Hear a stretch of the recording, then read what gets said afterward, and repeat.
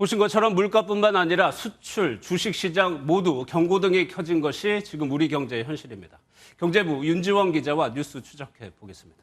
윤 기자, 오늘이 휴일인데 경제 관련 장관들이 비상회의를 가졌단 말이에요. 그만큼 어려운 상황이라는 거 아닙니까? 네, 그렇습니다. 일단 지난 5월 소비자 물가 상승률이 5.4%를 기록했습니다. 2008년 8월 이후에 가장 높았는데요. 오는 5일 6월 소비자 물가 상승률이 발표되는데 6%를 넘을 것으로 관측됩니다. 2000년대 들어서 가장 높은 물가 상승률을 기록하게 되는 겁니다. 그런데 지난달만 높았던 것 아니냐? 관건은 하반기에도 그렇게 물가가 높아질 거냐인데 어떻습니까? 네, 하반기 물가가 더 오를 것으로 보인다는 게 더 큰 문제입니다.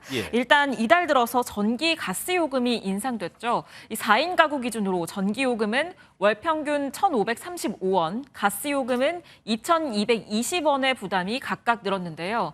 오는 10월에 전기 요금과 가스 요금이 또다시 동시에 인상됩니다.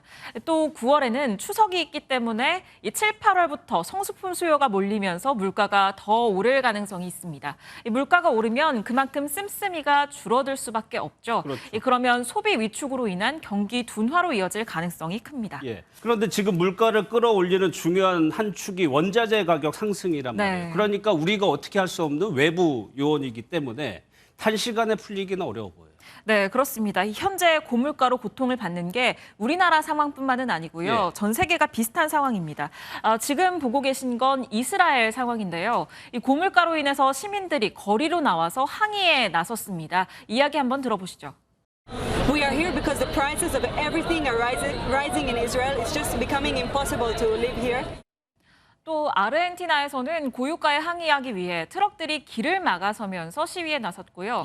에콰도르 상황은 더 심각합니다. 지난달 중순부터 시작된 시위가 점점 커지더니 보시는 것처럼 최루탄을 던지고 또 불을 지르는 등 폭동으로까지 비화됐는데요.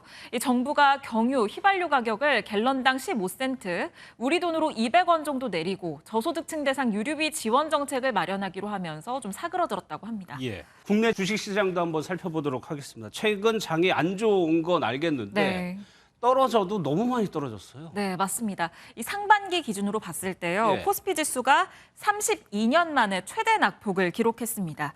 올해 상반기에만 21.66% 급락했는데요. 지난 1일에는 장중 한때 2,300선이 붕괴되기도 하면서 간신히 2,300선을 지켰습니다. 그런데 증시에서 중요한 게 거래 대금입니다.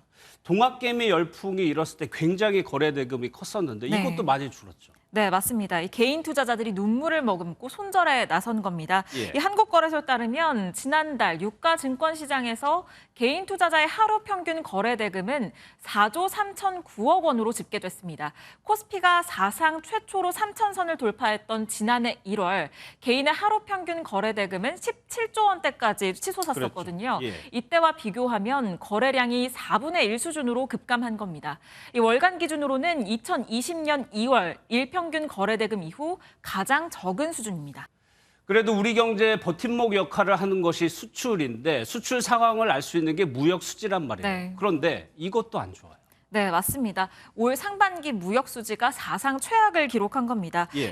올 상반기 무역 수지를 보면 이 높아진 원자재 가격 때문에 103억 달러 적자를 기록했습니다. 게다가 4월부터 6월까지 석 달 연속 적자를 기록했는데 2008년 금융위기 이후 처음입니다.